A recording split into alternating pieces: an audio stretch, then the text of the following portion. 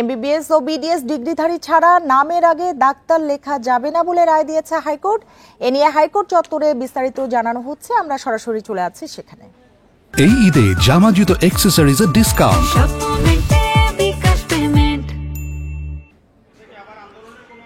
আমরা আইনি প্রক্রিয়া নেব, সেটা হলো কথা। আমরা এই বিষয়ে কোনো আন্দোলন করিনি। আমরা চার দফা নিয়ে আলাদা আন্দোলন করেছি। ডাক্তার বা এই প্রিফিক্স নিয়ে বা এই আইনি কোনো বিষয় নিয়ে আমরা কোনো আন্দোলন করিনি।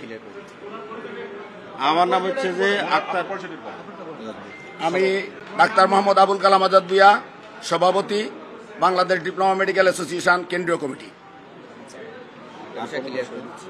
এখানে আজকে দুইটা বিষয় ক্লিয়ার হয়েছে।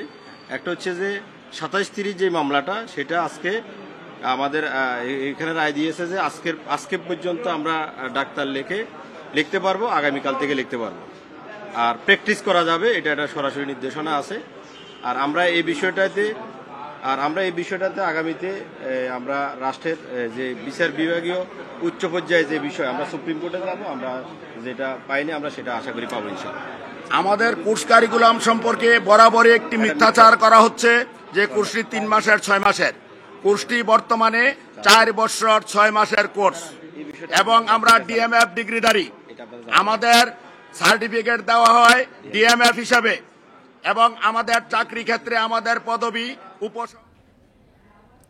এমবিবিএস ও বিডিএস ডিগ্রিধারী ছাড়া নামের আগে ডাক্তার লেখা যাবে না, সে বিষয়ে ব্রিফিং চলছিল, আমরা এতক্ষণ সেখানেই ছিলাম।